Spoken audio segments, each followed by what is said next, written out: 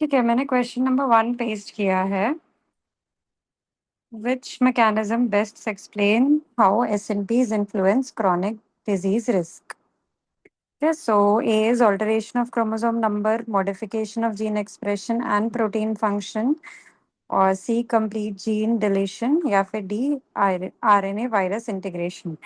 So सब please chat box पे अपने जो क्वेश्चंस हैं वो आंसर्स हैं वो पेस्ट करिए and then we will discuss on the answer.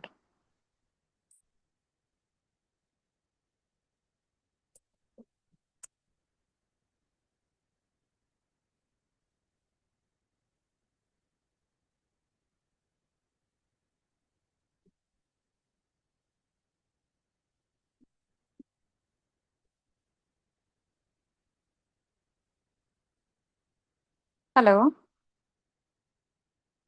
can everybody see the question?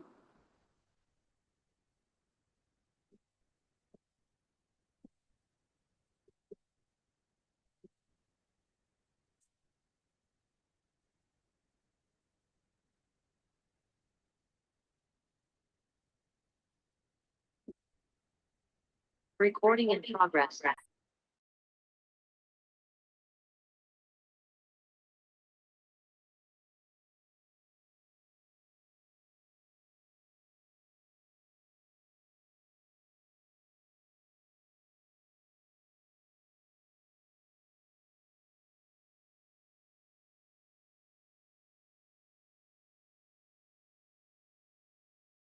Hello. Hello. Yes, ma'am. Yes. Can everybody answer question?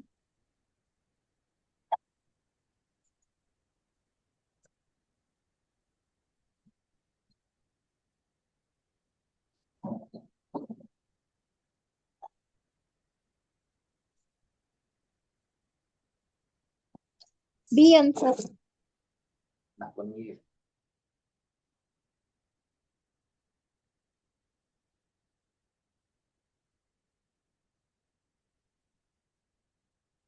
Hello.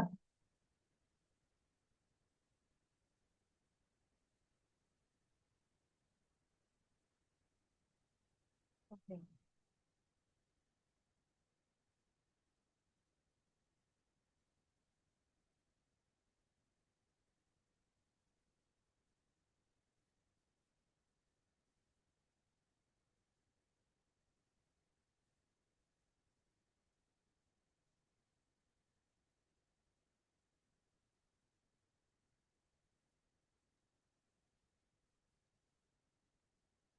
Okay. Yes, the answer is B. And the next question, uh, modification of genes and protein function. Correct. Next question is the A allele of the FTO gene is primarily associated with what? What does FTO gene primarily associated with?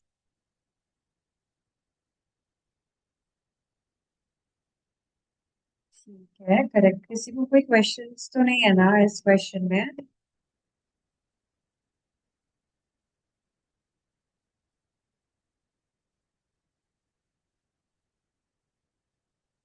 Correct, जो ये allele होता है FTO gene का, that is primarily associated with increased hunger and reduced satiety. Now, when that happens, what will be the outcome? क्या outcome होगा उसका? Will be the outcome अगर hunger बढ़ जाएगा एंड satiety कम हो जाएगी, what will be the outcome? Can someone tell me?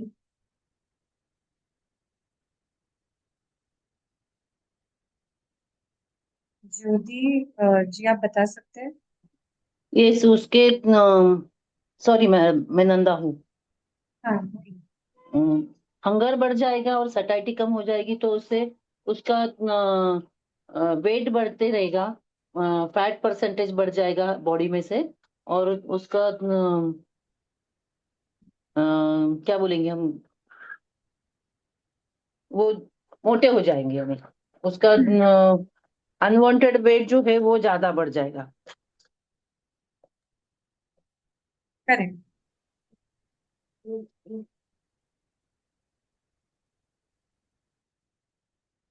correct. Then next question.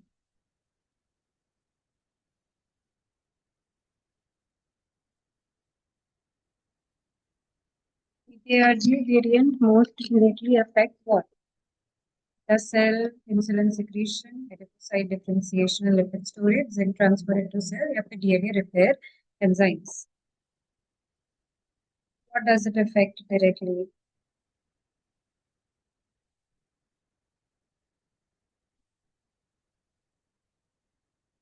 What does it affect directly?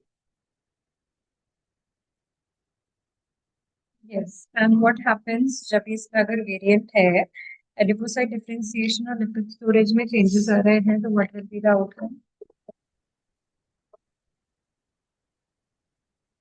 Outcome क्या होगा?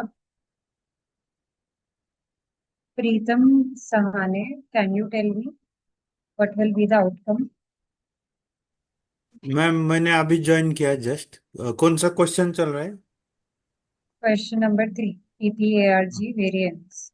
Yes, So पीपीआरजी what variants. will happen? हाँ, What वो will happen directly in this variant? Adipocyte differentiation and lipid storage पे affect हो जाएगा। Then what will happen? Adipocyte differentiation lipid storage, metabolism बिगड़ जाएगा मतलब। कोई और बताएगा मुझे? साक्षी Patil.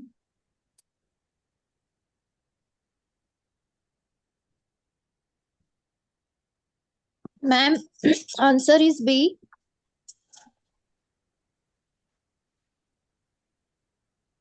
Why? What will happen? Jin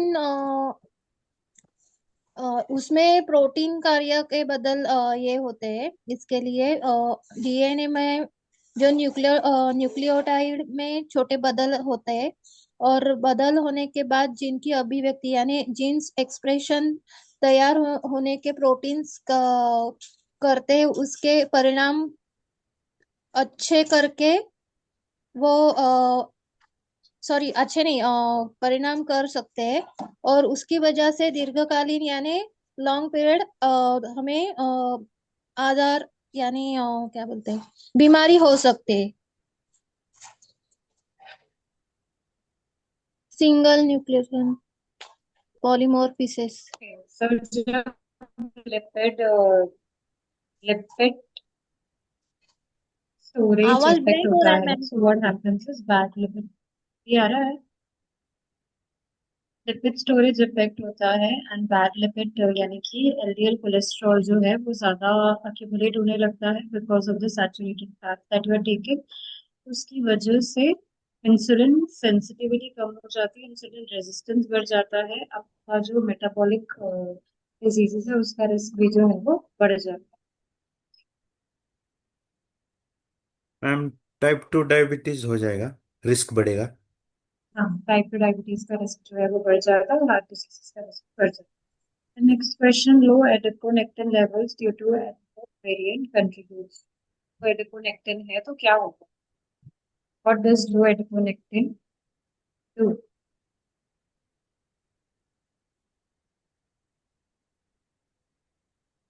low adiponectin level से क्या होता है?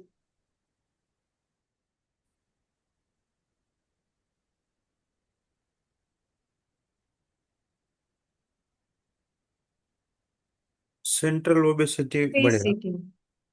करेक्ट. सेंट्रल ओबेसिटी और इंसुलिन रेजिस्टेंस इंसुलिन बढ़ जाता है. रेजिस्टेंस। सेंट्रल ओबेसिटी का मतलब होता है आपके जो एब्डोमेन के अराउंड फैट होता है, जो आपके कमर के अराउंड फैट होता है, तो जाके आपके ऑर्गन्स के अराउंड डिपॉजिट होता है, स्पेशली लिवर, जिससे कि इंसुलिन का प्रोडक्शन होता है, पर वो आपके सेल्स आइडेंटिफाई नहीं कर पाते उस इंसुलिन को, जिसकी वजह से इंसुलिन रेजिस्टेंस जो है वो बढ़ जाता है.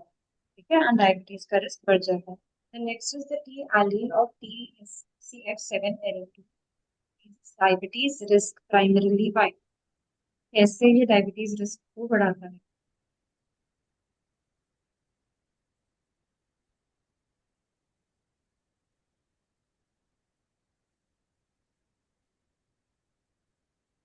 कैसे डायबिटीज रिस्क को बढ़ाता है, क्या काम होता है ये भी?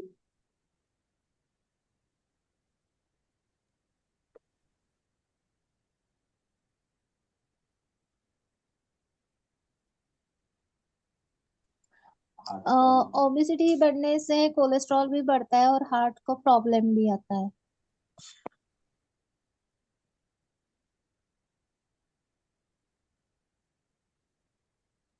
हेलो।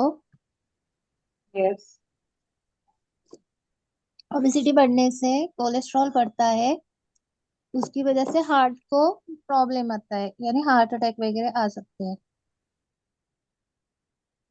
बेसिकली ये जीन में अगर वेरिएशन होता है तो जो आपके लिवर में पैनक्रियास में बीटा सेल्स होते हैं उनसे इंसुलिन प्रोडक्शन से इंसुलिन का प्रोडक्शन कम करवा देते हैं। अगर इंसुलिन का प्रोडक्शन ही कम हो गया तो बॉडी में इंसुलिन रेजिस्टेंस है वो आ जाता है। Then sixth is SLC30A8 gene function is most closely linked to what? SLC30A8 ये क्या काम करता है?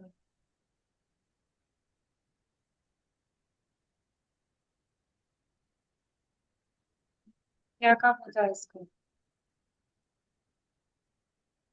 सबने अलग अलग आंसर। क्या काम होता है इसका? कोई भी नहीं पढ़ा है। आप लोगों ने मॉड्यूल 6 जो है वो प्रॉपरली नहीं पढ़ा है। और जिंक अगर आप ट्रांसपोर्टेशन का काम करता है। मॉड्यूल 6 मॉड्यूल 5 प्रॉपरली नहीं पढ़ेंगे तो आपको आगे कुछ भी समझ में नहीं आएगा। मैं हर एक क्लास में आपको जीन्स रिपीट करती हूँ, but it is your to understand and to read and to learn about those zinc transportation का काम करता है।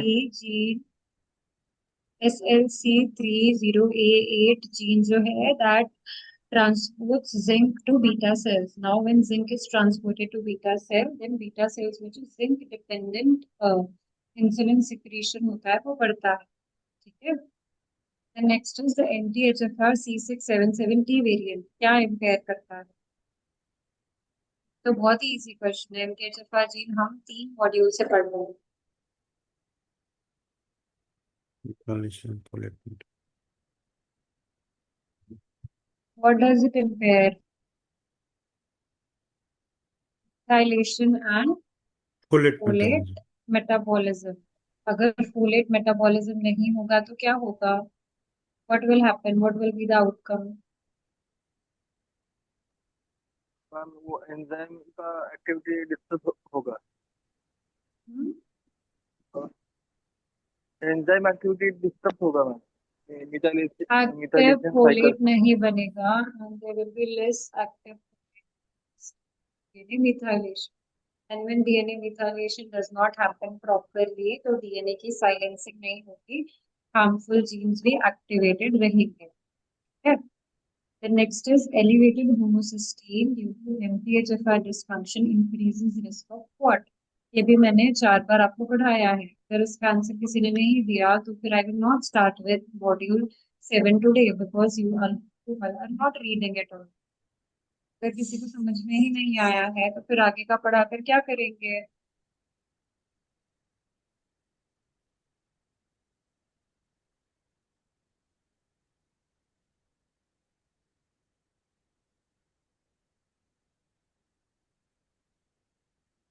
होमोसिस्टीन लेवल जब बढ़ जाता है तो ये endothelial damage and clot formation का काम करता है। ठीक है। एंडोथेलियल डैमेज मतलब आंसर तो आपने कर दिया, but what do you mean by this answer? Ma'am, it damages blood cells,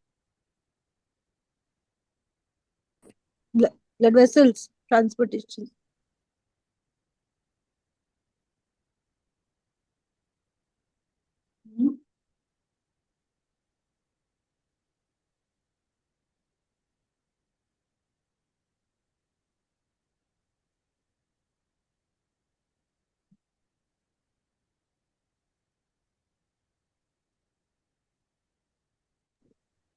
Homocysteine will affect the blood vessel transfer, hence it will, block the blood.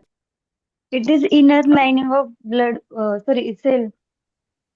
Not मतलब बन जो जाती है ब्लॉक एंडोथेलियम होके। अगर वो डैमेज हो जाता है तो उससे इंजुरी कॉज होती है, और इंजुरी कॉज हुआ मतलब ही क्लॉट फॉर्म होगा।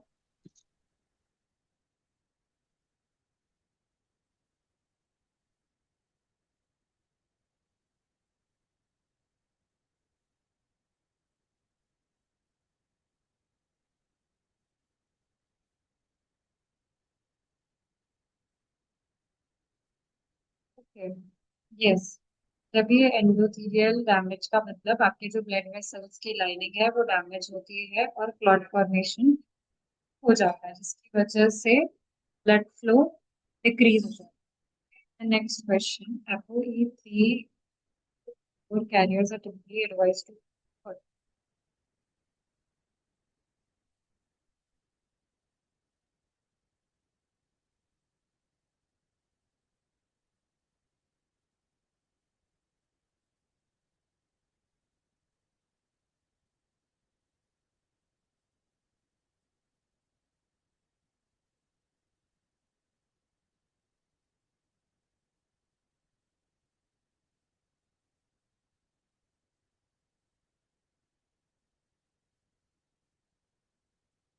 यस, क्यों मेडिटेरेनियन स्टाइल लो सैचुरेटेड फैट डाइट के लिए क्यों बोलते हैं? हाय। कार्डियोवैस्कुलर डिसीज को रोकने के लिए मैम, सैचुरेटेड फैट को ब्लॉक करने के लिए। Low saturated fat diet because saturated fat से एलडीएल कोलेस्ट्रॉल बढ़ सकता है, ट्राइग्लिसराइड्स बढ़ सकते हैं। ठीक है। Next question, ApoE2 variant are often associated with what? Higher LDL cholesterol, lower LDL, but high triglyceride, increased inflammation, reduced adiponectin levels.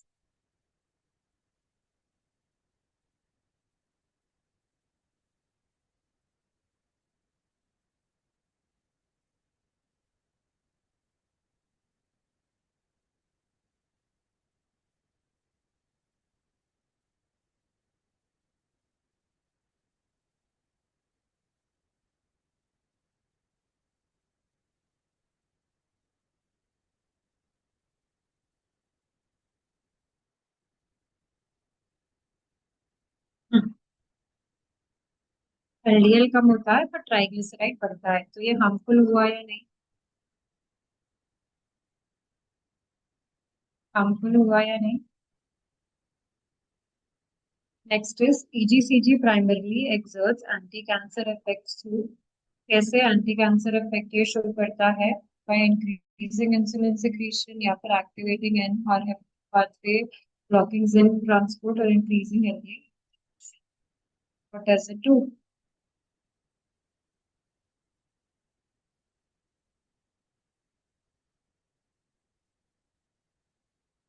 By activating the NRF2 pathway. What is the NRF2 pathway? Somebody tell me. NRF2 pathway क्या होता है?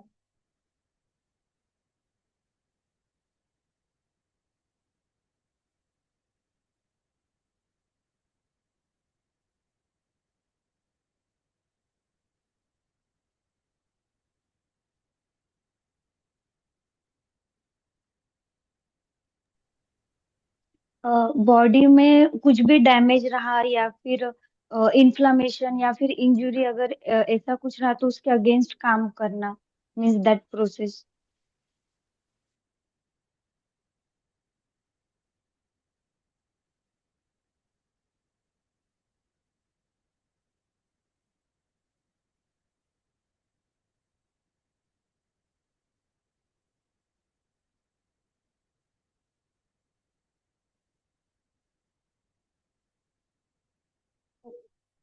तो NRF2 pathway is the detoxification pathway. ठीक है।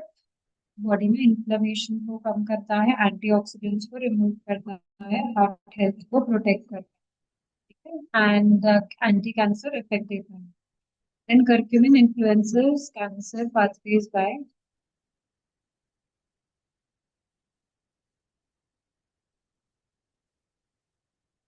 सिर्फ 3 लोगों ने answer दिया।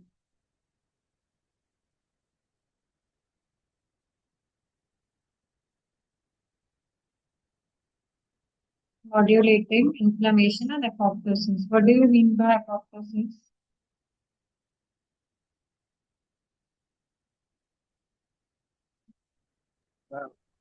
खराब डैमेज और मरे हुए सेल्स को खत्म करने का काम करता जो रिक्वायर्ड सेल्स नहीं है वो किल करता है. Okay. Then sulforaphane is best known for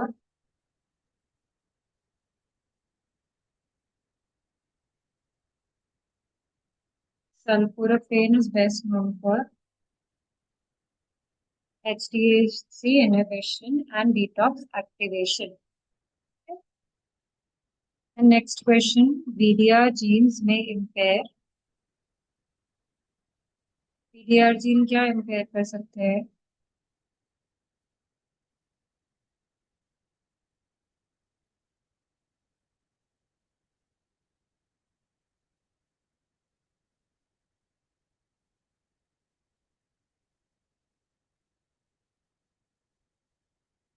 Yes, immune response and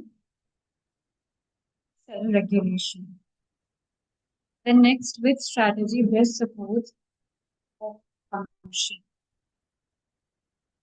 इस पे हम फैट की बात करते हैं तो क्या स्ट्रैटेजी इंक्लूड करेंगे? Aerobic exercise to reduce the fat and omega-3 intake to support the heart. Nutrigenomics differs from traditional nutrition because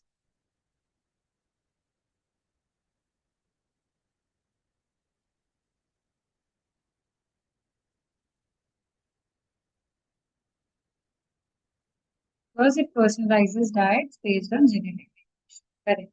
FDA-related obesity risk can be mitigated primarily by कैसे कंट्रोल कर सकते हैं FDA-related obesity?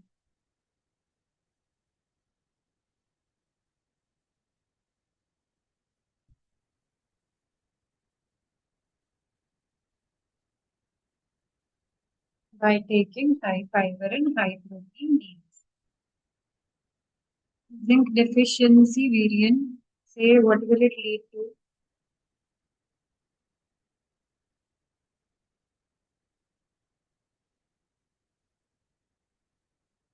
Impaired immunity.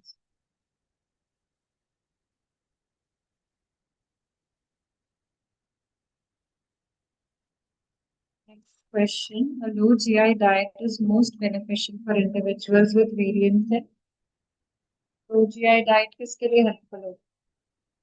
क्यों?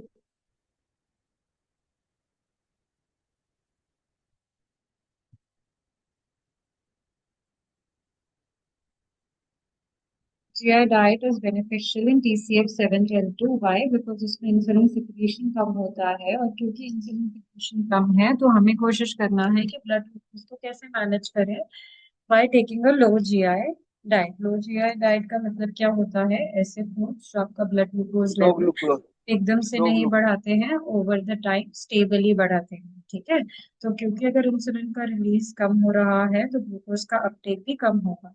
Okay, then अगर gradually धीरे धीरे glucose release होगा तो आपका ब्लड शुगर एकदम से बढ़ेगा नहीं और एकदम से घटेगा नहीं. ठीक है, that is why low GI diet is important in that condition.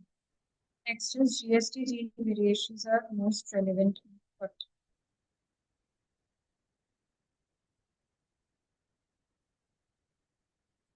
GST genes का क्या काम होता है?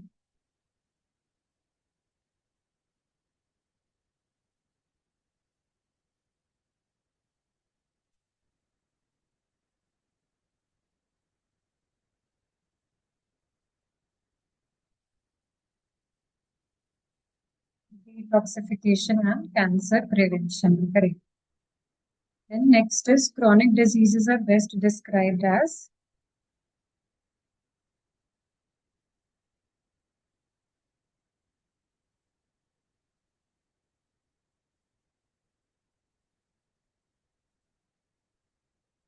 multifactorial genes. That. Next is HDAC inhibition contributes to cancer prevention. Right?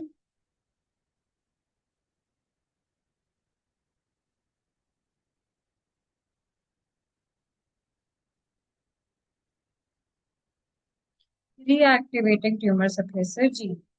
What is a tumor suppressor gene?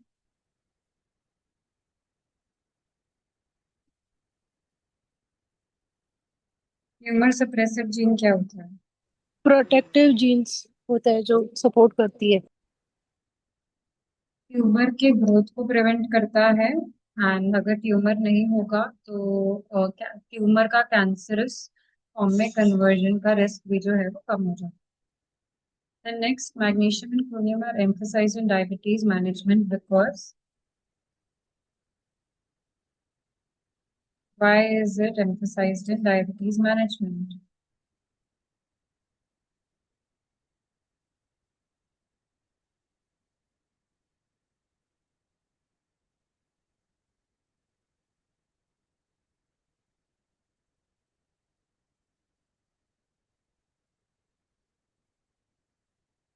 Yes, because it improves insulin signaling and glucose control. And next, reduced adiponectin levels negatively affect what? The repeated question ही है.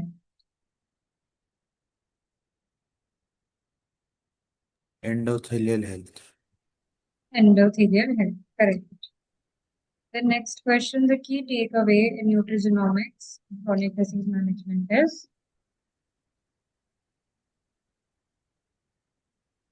Diet and lifestyle and mobility. correct. Okay. So now we will start with the next module, that is module 7 on gut microbiome, immunity and genetic influence. So firstly, we will study about gut microbiome. What is gut microbiome? Can somebody answer this? What do you understand by gut microbiome?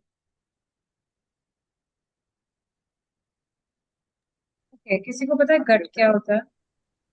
गट मतलब हमारा stomach, और microbiome जैसे forest में multiple species रहती है ना, birds की, insects की, प्लांट्स के, तो वैसे गट माइक्रोबायोम में अलग अलग बैक्टीरिया जो बेनिफिशियल होते हैं, हार्मफुल होते हैं, वो सब एक कॉलोनी बना के रहते हैं, मतलब पूरा एरिया। तो बेसिकली योर गैस्ट्रोइंटेस्टाइनल ट्रैक्ट, मतलब जो आपका इंटेस्टाइन है, that is your small intestine and your large intestine, it holds trillions of microorganisms, that is bacteria, viruses and fungi, जो कि आपके गैस्ट्रोइंटेस्टाइनल में रिसाइड करते हैं। इट इज 1000 स्पीशीज, एंड उस 1000 स्पीशीज के पास 3 मिलियन जीन्स होते हैं।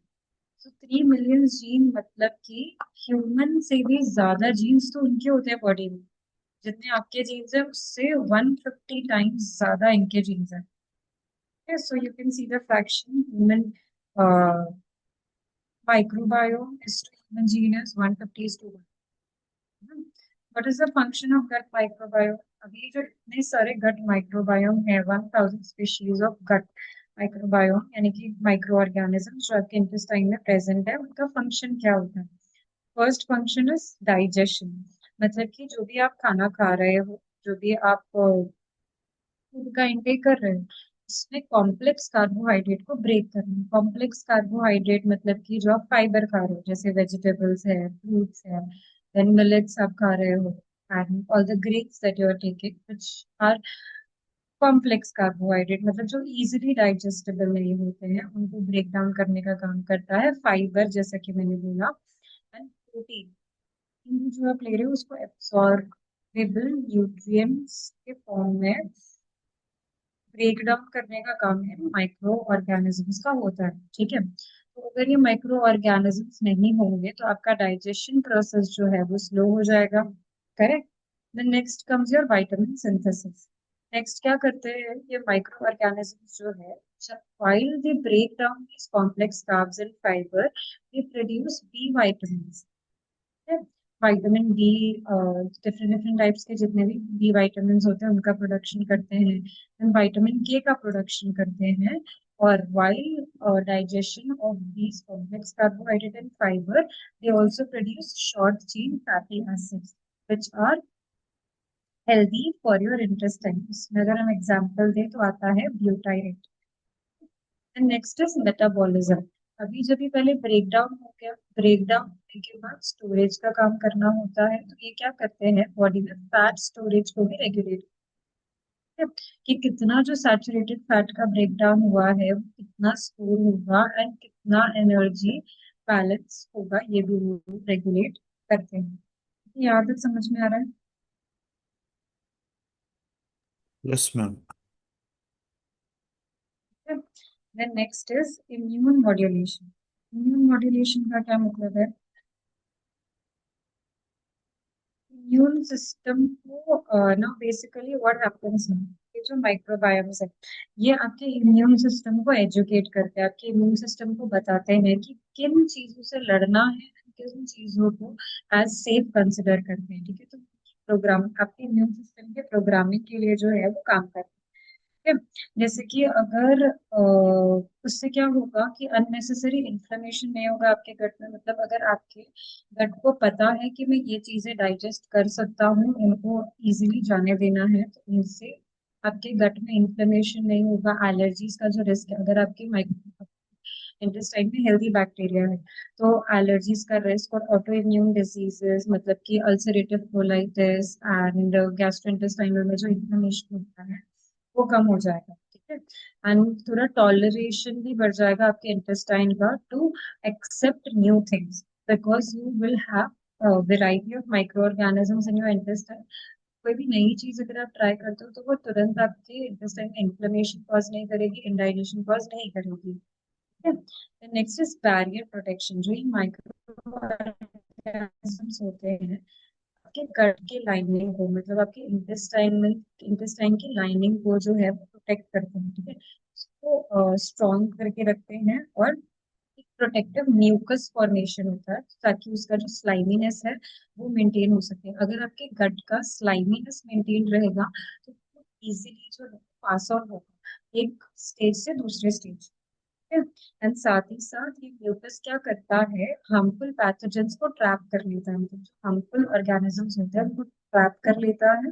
एंड अगर आपका जो गट का लाइनिंग है उसमें क्रैक्स नहीं है तो जो भी आपका जो गैस्ट्रोइंटेस्टाइन में लाइनिंग है उसके अंदर जो है अंदर ही स्टोर रहेगा, बाहर टिश्यूज में लीक नहीं होगा। एंड अगर जैसे फॉर एग्जांपल कोई भी फूड आप ले रहे हैं and it is getting digested in your intestine, ठीक है, but some part of it is getting leaked out of your intestine। तो जो लीक आउट पार्ट हुआ है वो टिश्यूज के लिए तो फॉरेन पार्टिकल है, ठीक है, टिश्यूज के लिए वो एज अ टॉक्सिन है, तो वो आपकी बॉडी में इन्फ्लेमेशन बढ़ाती है। ठीक है, अंडरस्टूड? समझ में आया आपको ये पार्ट? जी। Then next is genetic influence on gut microbiome composition. How genetics shape your microbiome diversity? कैसे जेनेटिक्स से आपका जो माइक्रोबायोम है वो अफेक्ट होता है। बेसिकली आपके जो जीन्स है वो क्या करते हैं, आपके जीन्स डिसाइड करते हैं कि आपका जो माइक्रोबायोम होगा वो कैसा होगा, हेल्दी होगा या अनहेल्दी होगा। ठीक है, अगर आपके जीन में वेरिएशन है तो उससे क्या इफेक्ट होगा, आपका म्यूकस कॉम्पोजिशन, जो भी आपके गट गैस्ट्रोइंटेस्टाइनल में जो म्यूकस का प्रोडक्शन हो रहा है तो या तो कम हो जाएगा या तो काफी ज्यादा हो जाएगा। ठीक है, then next is digestive enzyme production. Gastrointestinal gastrointestinal lining में कौन से एंजाइम्स की जरूरत होती है? These enzymes are basically जो आपकी जो नॉर्मल एंजाइम्स चाहिए होते हैं digest the carbohydrate protein and fat in your body. And जैसे कि अगर मैं आप इसका एग्जांपल जो है हम नीचे आके डिस्कस करें। Next immune signalling in the gut, के आपका गट का इम्यूनिटी कैसा है, जैसा कि मैंने बोला if you body has friendly microbes तो वो आपकी इम्यून सिस्टम का जो सिग्नलिंग है उनका जो एजुकेशन है वो बेटर करते हैं कि हाँ ये फ्रेंडली चीजें इसको इजीली जाने देना है and these are non friendly things, तो इनको अगर आपके इंटेस्टाइन में वो चीजें पहुंचती है तो उसको ट्रिगर करता है एंड इन्फ्लेमेशन कॉज करता है। ठीक है, सो इससे आपका क्या इन्फ्लुएंस होता है, माइक्रोबायोम्स का कॉलोनी इन्फ्लुएंस होता है कि कौन से माइक्रोबायोम्स जो है वो आपके इंटेस्टाइन में रह सकते हैं एंड कौन से माइक्रोबायोम्स को इंटेस्टाइन से बाहर निकालना। Now we will give some examples, जैसे कि एलसीटी जीन। अभी एलसीटी मतलब लैक्टेज जीन, ये क्या करता है? ये आपकी बॉडी में लैक्टोज के डाइजेशन को रेगुलेट करता है। फिर लैक्टोज किससे आता है? Milk product. Milk. Hello. Milk product, दूध, चीज।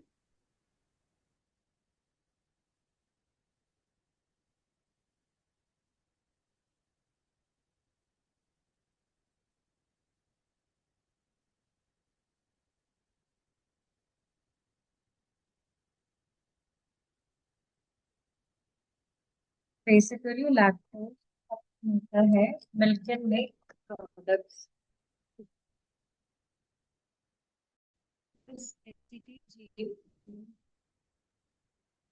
It is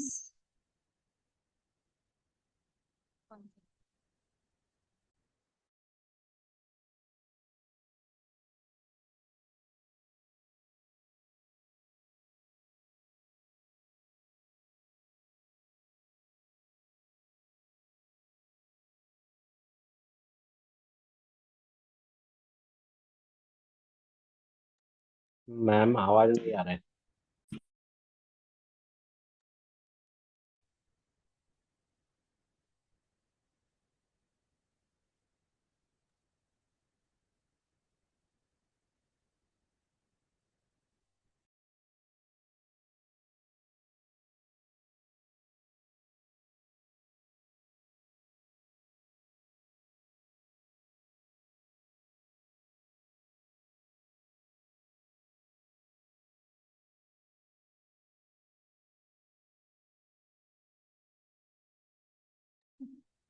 तो एलसीटी जीन क्या करता है? एलसीटी जीन लैक्टेज एंजाइम जो है वो बनाता है आपके इंटेस्टाइन में। एंड अगर लैक्टेज एंजाइम है तो वो क्या करेगा? लैक्टेज जीन जो है वो लैक्टेज एंजाइम बनाएगा। एंड अगर आपकी बॉडी में लैक्टेज एंजाइम है तभी आप जो है लैक्टोज को डाइजेस्ट कर पाओगे। लैक्टोज यानी कि मिल्किंग एंजाइम प्रोडक्ट्स। यहाँ तक कोई डाउट? मैम ऑडियो कट रहा है बीच बीच में, बाकी ऑल ओके। 1 सेकेंड। आवाज आई ना आपको मेरी? अभी क्लियर है। मैम आवाज कट हो रही है, इसलिए ये टॉपिक ही नहीं समझ में आया लैक्टोज का। अभी आ रहा है क्या आवाज? अभी क्लियर है। तो मैं हाँ वही अभी आपको क्लियर कह है। रही थी कि लैक्टेज जीन जो है वो लैक्टेज एंजाइम बनाता है। एंड जो ये लैक्टेज एंजाइम है वो क्या करता है? रेगुलेट करता है। लैक्टोज डाइजेशन को रेगुलेट्स करता है।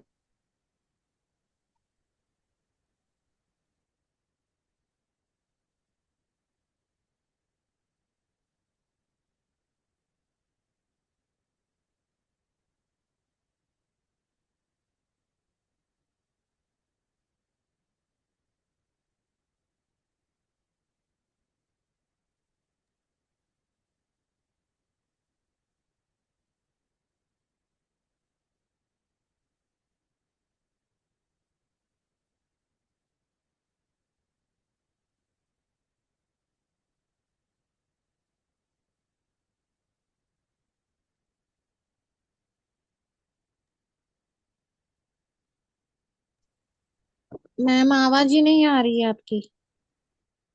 आवाज नहीं clear थी आपको? नहीं, बंद थी बहुत देर से। 1 मिनट। हाँ,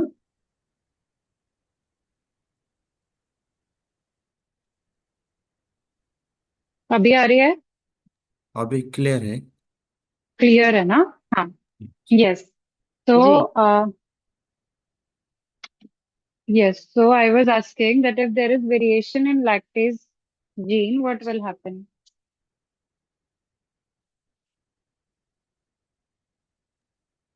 क्या होगा लैक्टो अगर लैक्टेज? हाँ, लैक्टोज के जीन्स अगर रहेंगे तो वो लैक्टोज को डाइजेस्ट करने में हेल्प करेगा, रेगुलेट करेगा। हम्म बट अगर लैक्टेज जीन नहीं है तो लैक्टेज एंजाइम नहीं बनेगा, एंड लैक्टेज एंजाइम अगर नहीं बनेगा तो तो इंटॉलरेंस लैक्टोज होगा, लैक्टोज इंटॉलरेंस होगा। इंटॉलरेंस। लैक्टोज इंटॉलरेंस मतलब मिल्क एंड मिल्क प्रोडक्ट जो है वो आप डाइजेस्ट नहीं डाइजेस्ट कर नहीं कर पाएंगे। पाओ।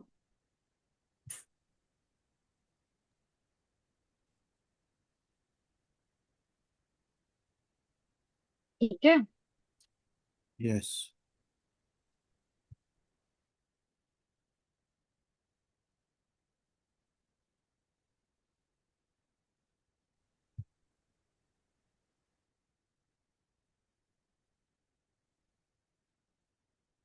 ओके देन तो बेसिकली जो आपके गट माइक्रोबायोम है और जो आपके जीन्स हैं they talk with each other, signalling करते हैं, एंड उससे ही फिर आपका जो माइक्रोबायोम हेल्थ है वो डिसाइड होता है। Okay, if your genes are healthy then your microbiomes are healthy. Okay, and vice versa also. अगर माइक्रोबायोम्स हेल्दी नहीं है, अगर आपका फूड इंटेक अच्छा नहीं है, तो वो भी जाके आपके जीन्स को अफेक्ट कर सकते हैं। ठीक है। यस।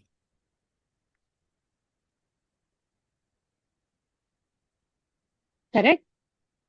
तो basically diet and environment and lifestyle जो है वो भी इफेक्ट करते हैं, क्योंकि आपके जीन्स चाहे कितने भी अच्छे हो, बट अगर आपका डाइट और लाइफस्टाइल अच्छा नहीं है तो वो आपके माइक्रोबायोम्स को नेगेटिवली इफेक्ट करेगा। Okay, yes. है ना? ठीक है। Okay, then next is gut immune axis. What is gut immune axis? Can somebody understand, can somebody tell me if they know something about gut and immune axis? No, right? So basically, I will explain it to you. जो आपका गट है, मतलब जो आपका intestine है, उसमें आपकी body का 70% इम्यून सिस्टम लोकेटेड होता है। ठीक है, 70% immune system is located in your gut, which is in the gut associated lymphoid tissue, जिसे हम शॉर्ट में GALT कहते हैं। ठीक है। सो यहाँ पे क्या होता है, अगर 70% आपका इम्यून सिस्टम जो है अगर इसमें प्रेजेंट है, तो बेसिकली आपका मेजर पार्ट, मेजर इम्यूनिटी का जो मेजर मेजर बॉडी का जो इम्यूनिटी है वो कौन डिसाइड कर रहा है? गट। आपका गट है ना? करेक्ट। यस। यस। तो जो ये गट माइक्रोबायोम्स है आपके बॉडी में, जो गट माइक्रोबायोम्स है वो ही स्टिमुलेट करेंगे आपकी इम्यूनिटी को। करेक्ट। एंड गट माइक्रोबायोम्स कैसे स्टिमुलेट होते हैं? फर्स्टली आपके जीन से, एंड सेकेंडली आप क्या खाना खा रहे हैं उससे। ठीक है, अभी आप जो भी खाते हैं ना डाइट में, उससे उसके हिसाब से आपके जो है गट माइक्रोबायोम्स यूज टू हो जाते हैं। ठीक है, अगर आप हर रोज जो है फ्राइड फूड अगर खा रहे हैं, ठीक है, अगर ज्यादा हाई शुगर फूड्स खा रहे हैं, तो उससे क्या होगा, आपके जो गट के माइक्रोबायोम्स हैं वो हाई शुगर वाले बनेंगे, है ना, हाई फैट वाले बनेंगे। करेक्ट। करेक्ट। तो उनको क्या होगा, उनकी कैपेसिटी रहेगी वैसे फूड डाइजेस्ट करने की, एंड आपका जो इम्यून सिस्टम है वो वैसा ही डायरेक्ट हो जाएगा, उनको ही एज अ फ्रेंड भी ट्रीट करेगा, एंड इन्फ्लेमेशन जो है वो हमेशा बॉडी में ज्यादा रहेगी। करेक्ट। यस। क्योंकि वो हेल्दी तो है नहीं आपके शरीर के लिए, तो आपका जो गट माइक्रोबायोम है वो बैड माइक्रोबायोम रहेगा। गुड वाइटामिन तो एब्जॉर्ब नहीं होंगे, गुड वाइटामिन का फॉर्मेशन नहीं होगा। Okay, and your intestine will be inflamed most of the time. Okay, right. Understood? Yes. समझा ना ये वाला पोर्शन आप लोगों को? जी। Yes. है ना? And and when there is microbial imbalance, ठीक है, मतलब जो हमें माइक्रो ऑर्गेनिजम्स चाहिए गट में, हेल्दी माइक्रो ऑर्गेनिजम्स जो हमें चाहिए, वो प्रेजेंट नहीं होते हैं। उसकी जगह पे अगर अनहेल्दी माइक्रो ऑर्गेनिजम्स प्रेजेंट होते हैं जो कि which are not required and which are causing inflammation in your gut, उसको हम कहते हैं गट डिसबायोसिस। गट डिसबायोसिस का मतलब है imbalance in your gut microbiomes. Okay, understood. Yes, understood. Yes, ma'am. Gut dysbiosis का मतलब क्या हुआ कि जो रिक्वायर्ड गट माइक्रोबायोम्स होते हैं वो नहीं होते हैं, उसकी जगह आपके अनहेल्दी माइक्रोबायोम्स प्रेजेंट होते हैं जो कि आपके गट में इन्फ्लेमेशन कॉज करते हैं, आपकी गट की लाइनिंग को प्रोटेक्ट करके नहीं रखते, आपको आपके गट में लीकी गट जो है वो बना सकते हैं। लीकी गट का मतलब जब आपके इंटेस्टाइन से जो भी इंटेस्टाइन में है वो लीक होके आपके टिश्यूज में आने लगता है। तो जो चीज की जो जगह है वो वहीं पे रहनी चाहिए ना, अगर वो अपनी जगह से दूसरी जगह पे आएगा तो प्रॉब्लम ही कॉज करेगा। Correct, because that thing is not required in the tissue. अभी खाना अगर इंटेस्टाइन में रहेगा तो ही हेल्पफुल है ना, बाहर जाके तो वो टॉक्सिन्स ही बनाएगा, क्योंकि बाहर तो वो कहीं पे डाइजेस्ट ही नहीं हो सकता, इन्फ्लेमेशन ही जो है वो कॉज करेगा। Understood, Yes, right? right. कोई क्वेश्चन इसके रिलेटेड?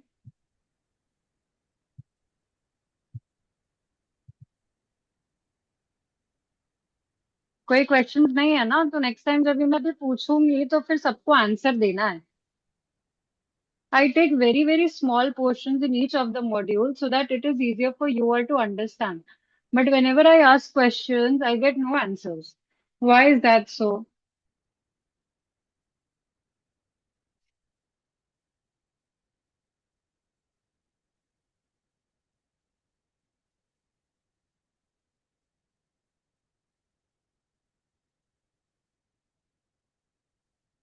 Okay.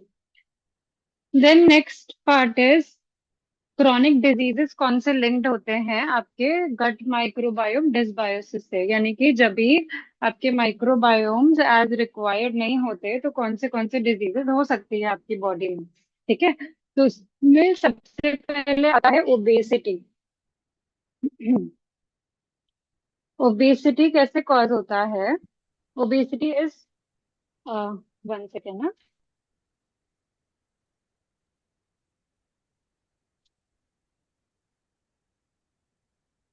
मोटापा।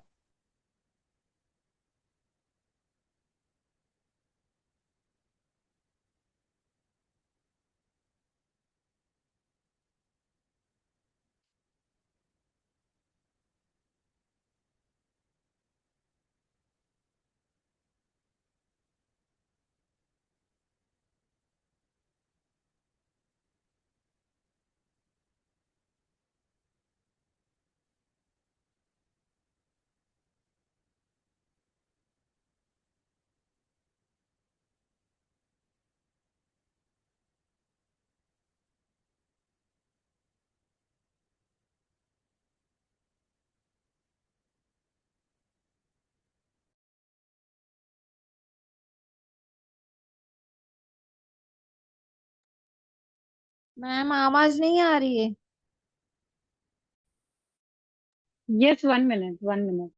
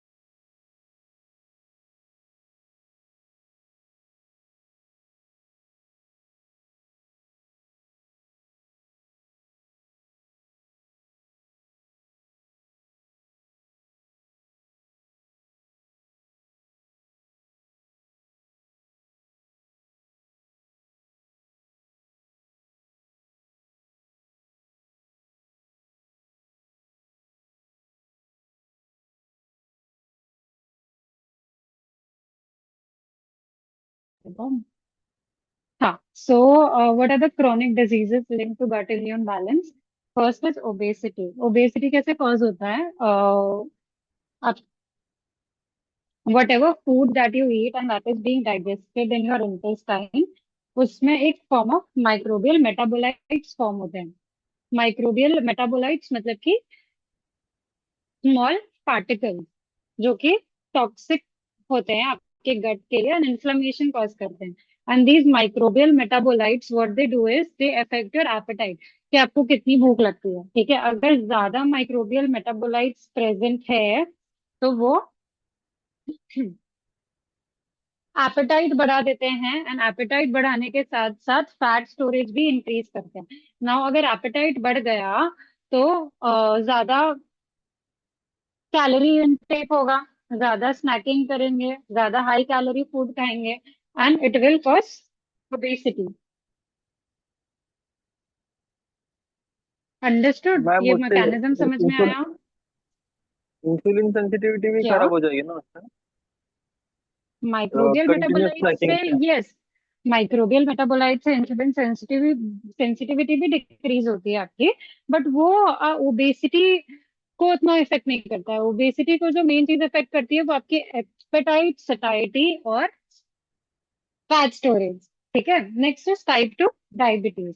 टाइप 2 डायबिटीज कैसे कॉज करता है? फर्स्टली ये जो माइक्रोबियल मेटाबोलाइट्स प्रेजेंट होते हैं, ओके, एंड जब आपका गट इम्यून बैलेंस बिगड़ जाता है, ठीक है, जब भी अनवांटेड गट डिस्बायोसिस हो गया आपका, गट डिस्बायोसिस हो गया तो आपका जो गट का लाइनिंग है वो, अगर गट का लाइनिंग खराब हो जाता है तो जो भी गट के अंदर जो चीजें हैं, जो भी मटेरियल गट के अंदर है वो गट के बाहर लीक होने लगता है and that acts as toxin.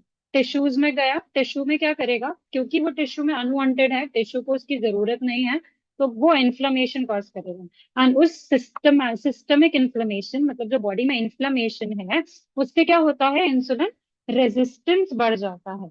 Insulin resistance का मतलब क्या होता है?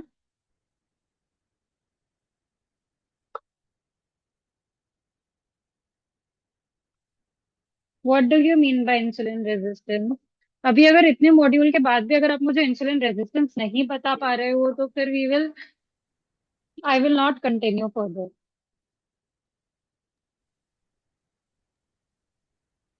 Cell does not respond. Cell identify नहीं करेगी इंसुलिन, इंसुलिन रिसेप्टर काम नहीं करेंगे. इंसुलिन रेजिस्टेंस का मतलब होता है कि जब आपके सेल्स इंसुलिन को पहचान नहीं पाते हैं, इंसुलिन सिक्रीट हो रहा है बट सेल्स को सिग्नलिंग नहीं मिल रही है, सेल्स इंसुलिन को आइडेंटिफाई नहीं कर पा रहे हैं, एंड जब सेल्स में इंसुलिन का अपटेक नहीं होता है तो उससे ग्लूकोज का भी अपटेक नहीं होता और आपके ब्लड में ग्लूकोज का जो क्वांटिटी है वो बढ़ जाता है. ठीक है, उसे हाई ब्लड ग्लूकोज कहते हैं and it directly is linked to type 2 diabetes, diabetes. Diabetes.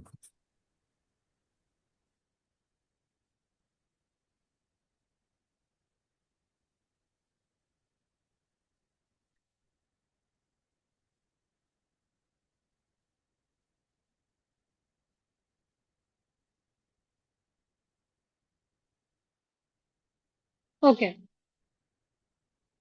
तो ये हो गया. Then next autoimmune diseases. Now अगर गट का परमिएबिलिटी जो है वो अफेक्ट होता है तो गट के परमिएबिलिटी अफेक्ट होने की वजह से जो मैंने जैसा कि बताया, लीकी गट से जो आपके गट में चीजें हैं वो टिश्यूज में जाते हैं एंड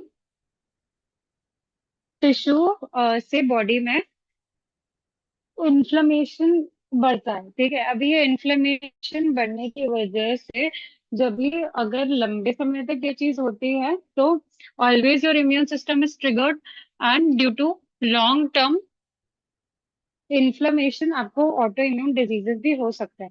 ऑटो इम्यून डिजीजेस में क्या होता है कि जब लंबे समय तक आपका इम्यून सिस्टम एक्टिवेटेड रहता है, लंबे समय तक आपकी बॉडी में इन्फ्लेमेशन रहती है, तो जो आपके बॉडी के आपका जो इम्यून सिस्टम है वो आपके बॉडी के सेल्स में और बाहर के सेल्स में डिफरेंशिएट नहीं कर पाता है, एंड क्योंकि ये डिफरेंशिएट नहीं कर पाता है तो ये आपके बॉडी के सेल्स को भी डैमेज करने लगता है। ठीक है। वो okay, white and blood then it cell, can damage your organ. Ma'am autoimmune disease वो व्हाइट ब्लड सेल ही ये हो जाते हैं ना, ट्रिगर हो जाते हैं ना। Yes.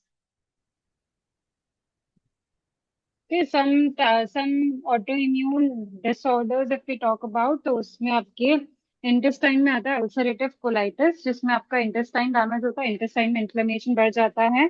The next is depression, anxiety. जब भी आपका गट ब्रेन एक्सिस जो है वो ऑल्टर होता है तो बेसिकली जो भी आप खा रहे हो आपके गट में भी कुछ हॉर्मोन्स जो है वो रिलीज होते हैं, ठीक है, जो कि एज न्यूरोट्रांसमीटर एक्ट करते हैं एंड आपके ब्रेन हेल्थ को रेगुलेट करते हैं, ठीक है, कि आपका ब्रेन हेल्थ कैसा रहेगा। अगर लंबे समय तक इन्फ्लेमेशन है, लंबे समय तक आपका अगर गट में micro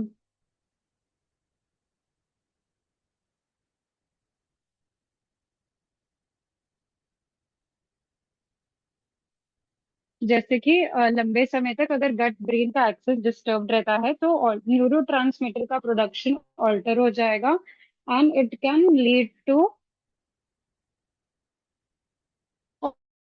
have to low neurotransmitter production, depression, anxiety. Okay, now what are the key mechanisms which are responsible? First is short chain fatty acid secretion, जैसे कि स्पेशली ब्यूटाइरेट। ब्यूटाइरेट कभी फॉर्म होता है, ब्यूटाइरेट फॉर्म होता है जब आप fibre rich food लेते हो, ठीक है। एंड जो शॉर्ट चेन फैटी एसिड्स होते हैं वो क्या करते हैं, इन्फ्लेमेशन को रिड्यूस करते हैं एंड आपके गट लाइनिंग को सपोर्ट करते हैं। Okay, then is lipopolysaccharide. Lipopolysaccharide जो है, दीज आर बैक्टीरियल एंडोटॉक्सिन, जो क्या करते हैं, आपके गट के डिसबायोसिस को बढ़ाते हैं। एंड अगर गट में डिसबायोसिस है तो क्या होगा, इन्फ्लेमेशन और इंसुलिन रेजिस्टेंस। तो हमेशा शॉर्ट चेन फैटी एसिड ज्यादा होना चाहिए और लाइपोपॉलीसैकेराइड का फॉर्मेशन जो है वो कम होना चाहिए। करेक्ट। करेक्ट।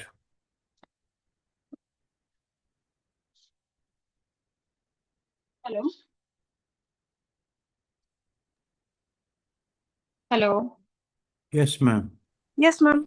हम्म तो लाइपोपॉलीसैकेराइड हमेशा कम होने चाहिए, right, and gut short chain fatty acids हमेशा ज्यादा ज्यादा। होने चाहिए। तो these are the two ma'am mechanisms. अगर आप फाइबर एंड हेल्दी फूड ज्यादा लेते हो तो मैम शॉर्ट एक चेन क्वेश्चन था। फैटी एसिड ज्यादा बनते हैं। यस। वो लास्ट साइड में आपने बताया ना मैम, ऑटो इम्यून के बाद जो डिप्रेशन का जो पार्ट है, न्यूरो न्यूरो वाला पार्ट, उसमें हम्म डिमेंशिया भी आता है, हाँ, मतलब गट बैक्टीरिया। डिमेंशिया, पार्किंसंस, ये सब ऑटो इम्यून में भी आते हैं। मतलब दोनों में आएगा, ऑटो इम्यून यस। इम्यून में भी आएगा और इसमें भी आएगा। ओके, क्योंकि पहले जोन में ऑलमोस्ट डायबिटीज, ओबेसिटी वो वाले आ रहे थे, मतलब हम्म फिजिकल वाले आ रहे थे ज्यादा करके, और ये जो लास्ट टू है ऑटो इम्यून और कौन सा न्यूरो ट्रांसमीटर, वो सब मेंटल साइड वाले आ रहे हैं। ओके, फिजिकल और हम्म लास्ट टू मेंटल साइड, और नोट कर देता हूँ। हम्म थैंक यू मैम। करेक्ट। समझा ना अभी आपको? Yes ma'am, Yes, ma'am. वो नहीं मेंशन था, इसे एक बार कंफर्म कर लीजिए। मुझे भी एक क्वेश्चन है मैडम। यस। मैं एक हेल्थ हेल्थ सेमिनार अटेंड कर रहा था, हम्म उसमें फ्री रेडिकल ये टर्मिनोलॉजी सुनी, तो वो क्या होते हैं फ्री रेडिकल्स और उसका क्या असर होता है बॉडी पे? फ्री रेडिकल्स का मतलब होता है free radicals is caused by oxidative stress, जो कि मैं आपको डिटॉक्सिफिकेशन प्रोसेस में हमने पढ़ा था कि फ्री रेडिकल्स ज्यादा अक्यूमुलेट हो जाते हैं।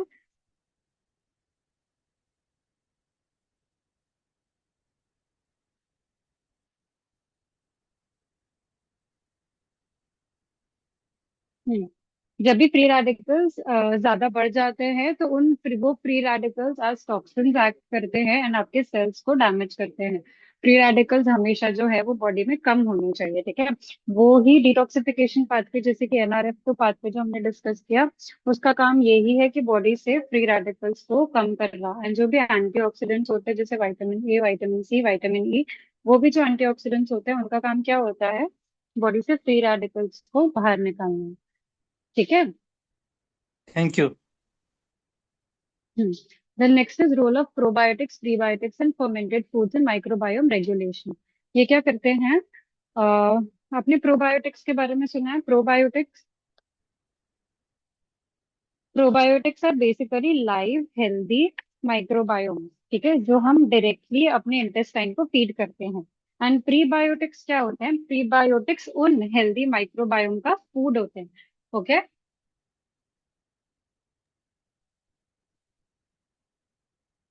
अंडरस्टूड? मैडम डिफरेंस दोनों में क्या समझ में नहीं आ रहा। डिफरेंस यही है,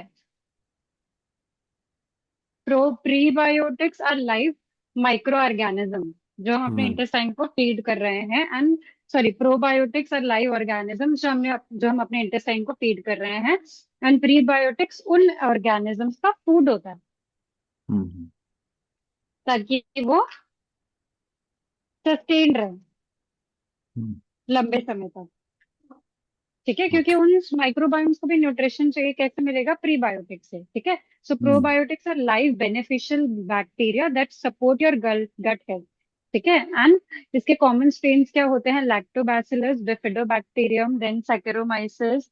these are some common live bacteria strain. अभी इसके सोर्सेस क्या होते हैं? योगर्ट यानी कि दही, ग्रीक योगर्ट, ये सब कुछ जो आप लेते हो, these are a few sources of prebiotics, sorry, probiotics, probiotic. okay, fermented foods।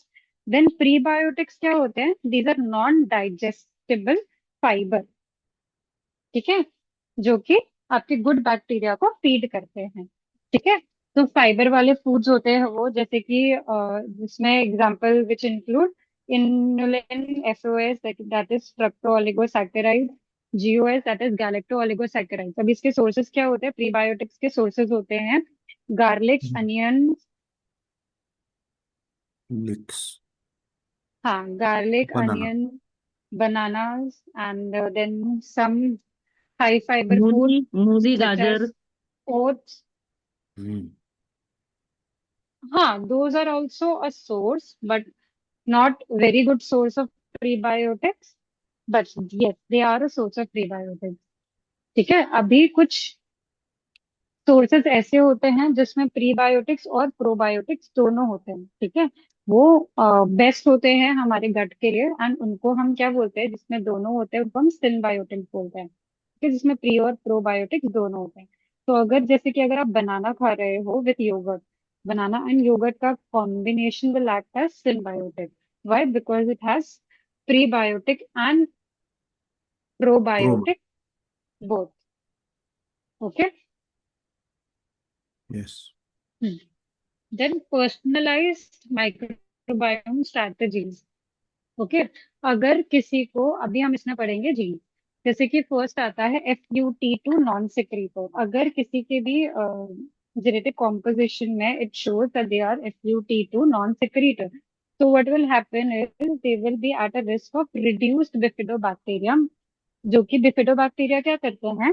Bifidobacteria is a type of probiotic, is a type of gut microbiome जो कि बॉडी में B12 बनाते हैं, ठीक है। तो अगर ये बिफिडोबैक्टीरिया नहीं बन रहा है, अगर बिफिडोबैक्टीरिया कम है, तो B12 की डेफिशिएंसी होने का रिस्क ज्यादा हो जाएगा, ओके। तो हम इसमें क्या करेंगे?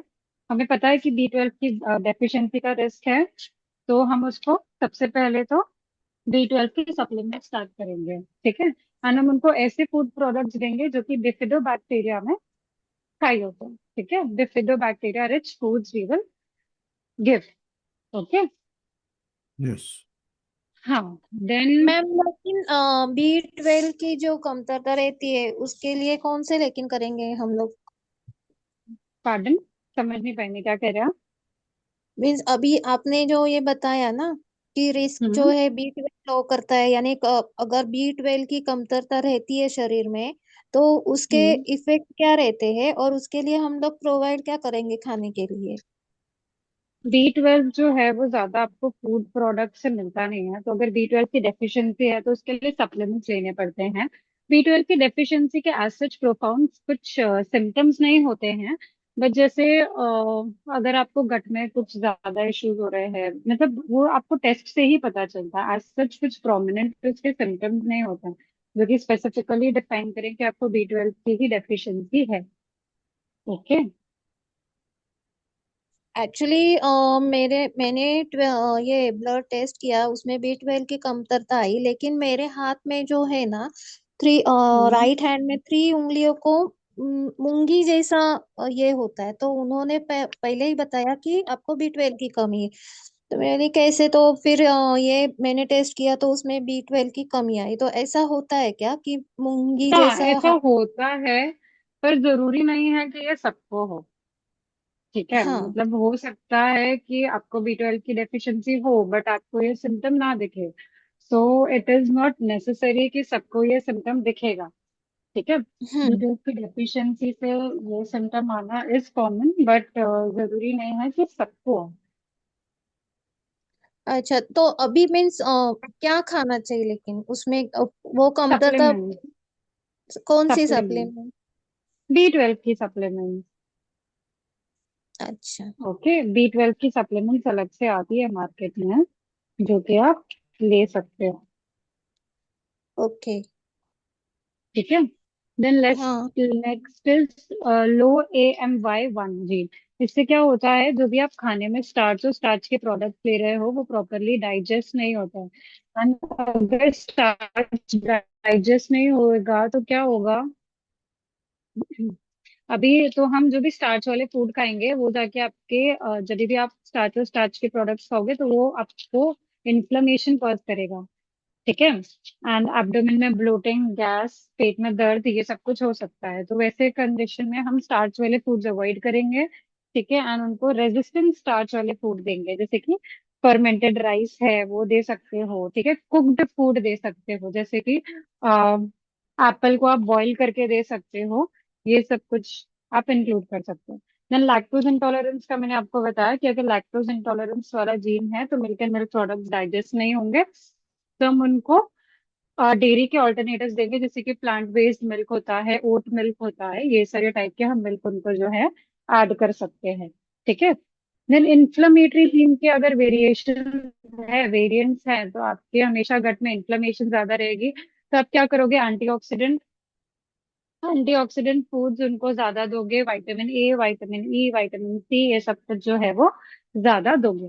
ठीक है, एंड EGCG है, करक्यूमिन है, ये सब कुछ दोगे ताकि उनका इन्फ्लेमेशन कम हो। Okay, then what are some lifestyle factors that affect your gut microbiome? Diet, जैसे कि मैंने बोला कि अगर आप प्रोबायोटिक्स एंड प्रीबायोटिक फूड ले रहे हो तो आपका गट माइक्रोबायोम जो है वो हेल्दी रहेगा।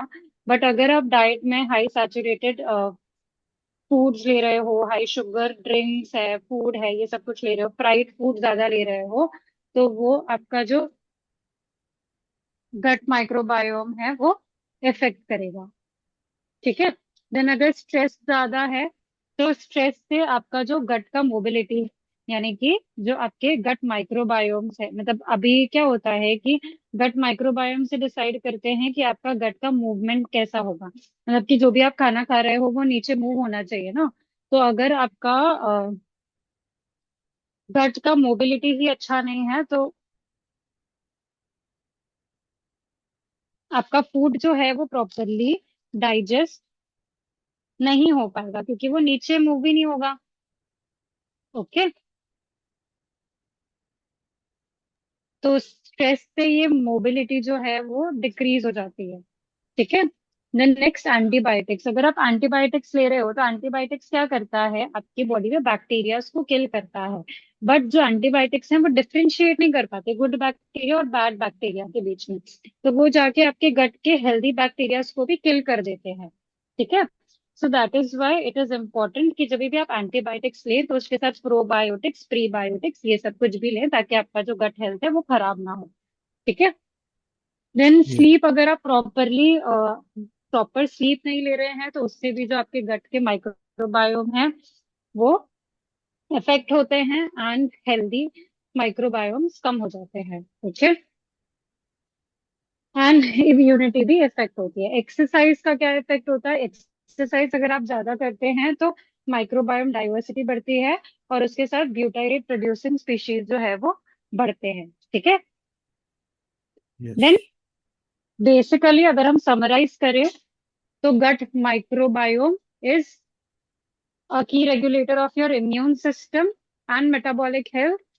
जेनेटिक्स जो है वो आपके माइक्रोबायोम कंपोजिशन को अफेक्ट करता है, साथ ही साथ लाइफस्टाइल और डाइटरी हैबिट भी अफेक्ट करता है।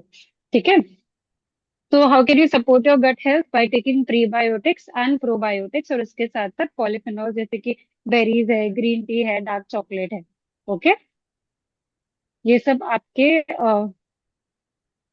इम्यूनिटी, मूड और डाइजेशन को अफेक्ट करते हैं।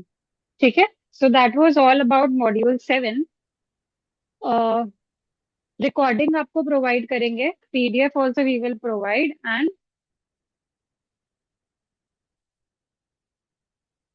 We will discuss whatever queries you have in the next doubt session. Okay, ठीक है, समझ में आया सबको? काफी इजी मॉड्यूल था ये। Yes, ma'am. Yes, ma'am. Okay, हाँ, Yes. तो can we conclude today's madam मेरा मीटिंग? एक क्वेश्चन है और हम्म, हेलो, मेरा एक यस क्वेश्चन है यस। और hmm we have talked about onion garlic yogurt वगैरह, hmm but I have a question regarding lemon. Hmm It is generally comes in fruit category, but it is available in आपकी veggie voice break shops. हो रही है, मुझे कुछ भी नहीं समझ में आ रहा, आपकी वॉइस बहुत ब्रेक हो रही है। I have a question about lemon. हाँ, लेमन आगे Generally, आगे बोलो। generally it is comes under the fruit category, but it is always available in veggie shops. So, what is the role of lemon in our immune system and metabolism? Lemon से आपको vitamin C मिलता है। Vitamin C आपका it acts as a very good antioxidant, और ये जैसे कि मैंने फ्री रेडिकल्स के बारे में बोला था, तो बॉडी से फ्री रेडिकल्स को एलिमिनेट करने में हेल्प करता है, और साथ ही साथ आपके इम्यून सिस्टम को एक्टिवेट करता है, तो आपका इम्यूनिटी बढ़ाने में हेल्प करता है। When it is ठीक है, bad for health, when it is bad for आपकी health, आवाज बिल्कुल नहीं आ रही है, आपकी आवाज बिल्कुल भी नहीं आ रही है। when lemon is bad for health. I can not here you at all. When it is I bad I for want health. Madam आवाज आ रही है सहाने सर की? बहुत when ब्रेक हो it is रही है। bad for health. I am so sorry, but मुझे बिल्कुल भी आवाज नहीं आ रही मैम वो आपकी। पूछ रहे when it is bad for आप health. चैट बॉक्स पे डाल सकते हैं क्वेश्चन। हाँ, Ma'am is asking when the lemon is bad for health. Lemon is bad for health? Yeah, no, that's what lemon is not bad for health, okay, thank you, and it does not cause acidity. madam. Yes, okay, so can we conclude today's meeting? Yes, ma'am. Okay. Yes. Thank you. Thank you. Thank you, you. ma'am.